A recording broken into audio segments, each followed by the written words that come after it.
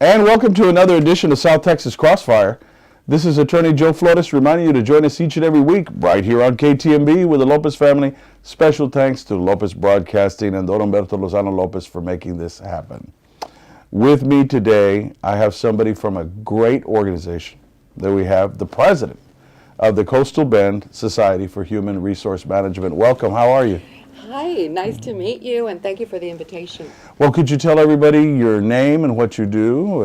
Okay, my name is Leila Gallegos, and I'm currently the president of the Coastal Bend Society of Human Resources. And my term is only in existence for a year, although I've served on the board at different capacities. But I'm really excited to be associated with the chapter. It's a human resources chapter, and we have approximately 245 HR professionals in our chapter.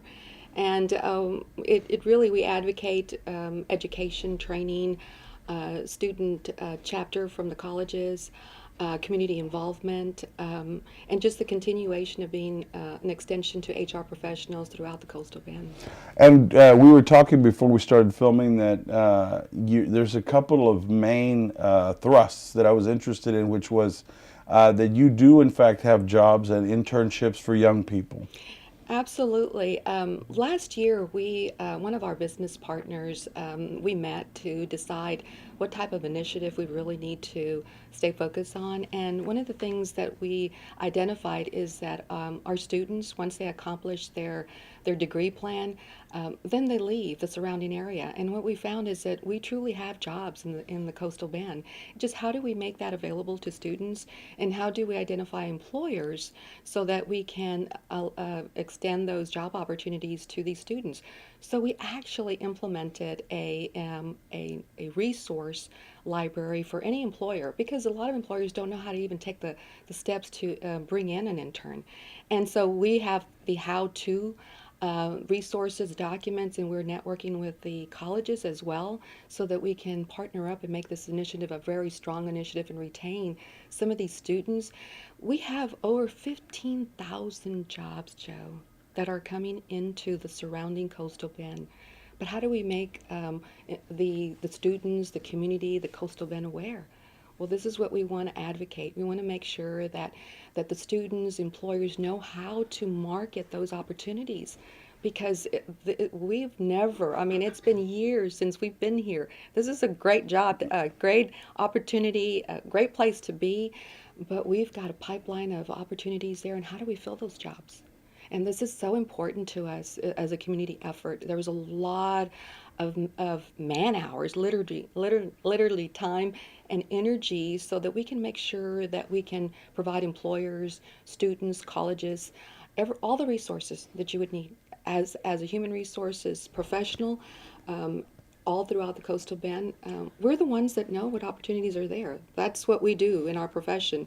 So a better place to serve those HR professionals through our chapter. Well, and looking at the employers, can you give me some example of the joining that you all have done between employers and prospective students and interns? Well, I'll give you a perfect example of, as president of the Coastal Bend Society of Human Resources, this is mere volunteer effort, Joe. Literally, I place a lot of time and effort and energy because I have a passion for human resources. In my paid job, I'm a human resources manager at the Lexington Museum. Oh, okay. I actually do that. You looked very familiar from the Facebook. That's how we met. That's how we met, yes, Facebook. because I work at the Lexington Museum. My office is down below the belly of the ship. Is it truly haunted? Yeah, maybe. It depends. It depends. They haven't come to visit me, though. Okay, I was good. disappointed. But on the other hand, I can utilize the Lexington as we were one of the beta testing for interns. We reached out to the skills department over at Del Mar College. We acquired literally our first female welder. We went out, and this started off to be an internship program, and we reached out to see if there was any individuals that could fill an opportunity on a temporary basis through an internship program. And we have a restoration department, which needed somebody with that particular skill set, which is painting, restoring our our planes. So literally throughout the year, we have placed, or we've had in our possession, or like a working internship, approximately 12 interns because of this beta testing and how wonderful it works. From those 12, fortunately for us, we had job opportunities, and they were the ones that landed those jobs because they had their foot in the door to demonstrate they had the ability to literally perform the essential functions of the job. And another employer is the aquarium. They partnered up with aquarium, the Lexington, just coincidental. We wanted to be on the same mission, but we had to first test our community effort in terms of internship. And so literally now we're going to open the floodgates. Next year we're going to educate, promote, market, provide town hall meetings, visit with the colleges and the students, and have our business partner, Regional Economic Development Corporation, is hosting a website to promote those opportunities. So it's a one-stop shop. Fantastic. Maybe you can give my daughter a job in about 6 years. She's going to be 10 here pretty quick. She loved the sea camp at the aquarium. At the aquarium? So she ran into a couple of people. Yeah. One guy that was working there was playing Santa at the mall, and she busted him putting on his suit. So she said, "Hey, you were," and she goes, "Maybe you could come work for us someday," because she really had a passion for it. So there's a lot of job opportunities for the kids. There are. And so how do they get in touch with you? How do these prospective college students call you up, the website, the numbers, and we'll go ahead and give you your lower third, all the information. Okay, wonderful. There are two websites that they can just kind of get some information on. From a student standpoint, they can go to the REDC site, Regional Economic Development Corporation. On there, there's a tab that has internships. And employers are encouraged as well. This is a free site. If you have an internship opportunity, go and post those opportunities. And interns will have the ability to apply for those opportunities. And there's paid and unpaid There's internships. paid and unpaid, absolutely. But I mean, a lot of that can be a great resume filler. And a lot of employers like myself will say, well, this person doesn't have any experience. It's a big gamble if we don't have anything on there. So it's a great start. And that's where that fills the gap. You know, when Yes. employers want to fill an opportunity, they want some experience. Sure. And this is where a student, once they accomplish their degree plan and they don't have that skill set, true, hands-on experience, then they may miss an opportunity. That's why we encourage not only the intern, but we also encourage the employer to do the same. Well, we want to prevent what's happening in Spain as much as we can, and other countries where you have 50% unemployment of people under 25, and then they're rioting in the streets. I mean, we have to try to prevent that. Well, and here's the interesting piece is that there's opportunity at all levels, Joe. There's some individuals that the entire 4-year, 6-year, or degree plan is not necessarily for them.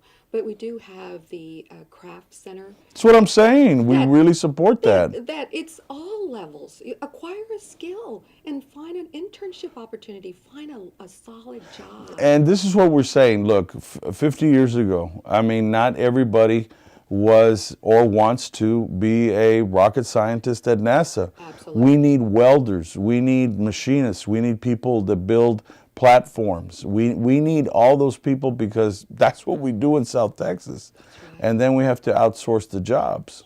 Yes. So that female welder, how's she doing? She's doing wonderful. She really is. And it sends out a strong message about, a diverse workforce, because it's not necessarily, if there's a perception about a certain skill set, it doesn't necessarily have to be specifically for a male, or it doesn't necessarily have to be for a female. This is a perfect example. We need to embrace the opportunity for a diverse community. Yeah, I encourage, I worked at a hospital, and I said it's not female work or male work.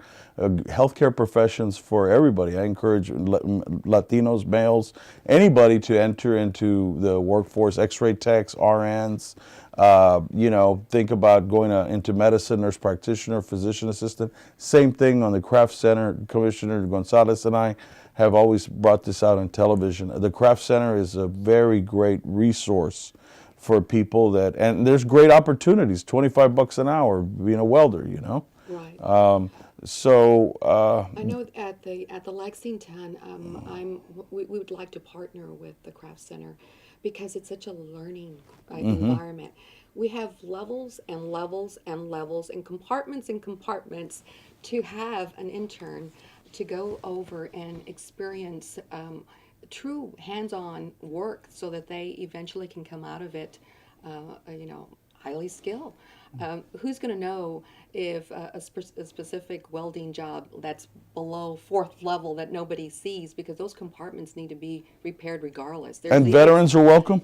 veterans are welcome. Yes, that's Veterans what I are want to hear. welcome. Yeah, Veterans people are coming welcome. back from the Iraq and Afghanistan campaigns are coming back.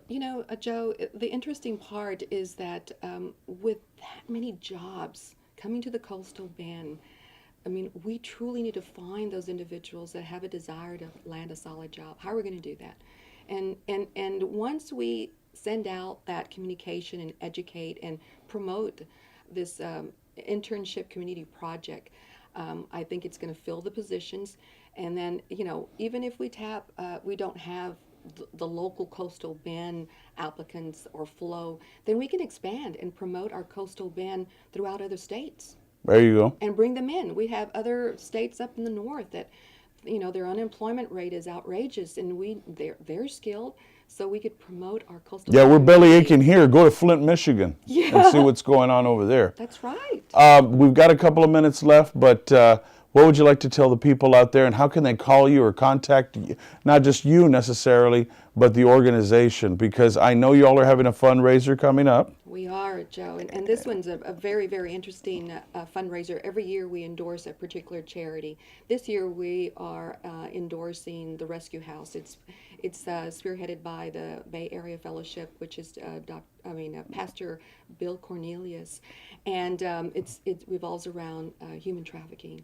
And we're actually here in Corpus Christi bringing in a home rescue house for individuals that are entrapped and really held as slaves and utilized as prostitution and a means of this is a holding ground. There are more slaves in the United States now Yes. than there were in the 1860s, and people don't know about that. So this particular fundraiser, if anybody's interested, we're hosting an event at the Ortiz Center on Thursday, and this coming next Thursday, and everybody's welcome to come.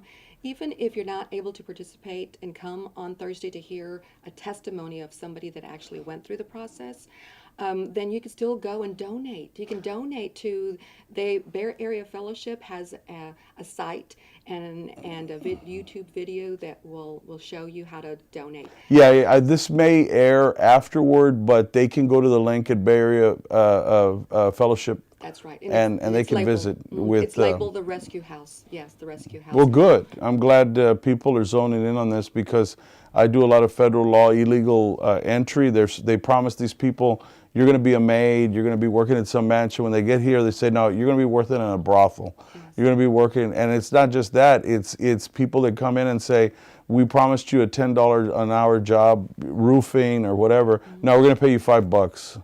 And then I get a taste of that, says the contractor, or we call ICE.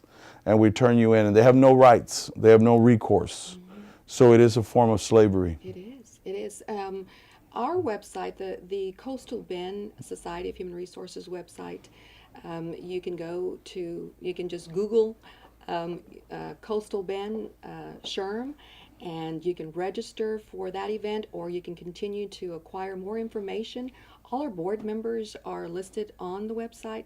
We have so many different initiatives. We have Career Expo, we have Labor Law Symposium, we have the internship program community effort, and every year it's a different charity event as well. But we really advocate human resources, professional education resources, enhancement to, nowadays employers are running a very lean organization. Oh, yeah. And human resources professionals that need education can come visit us on a monthly basis, become a member, and acquire those type of training and education.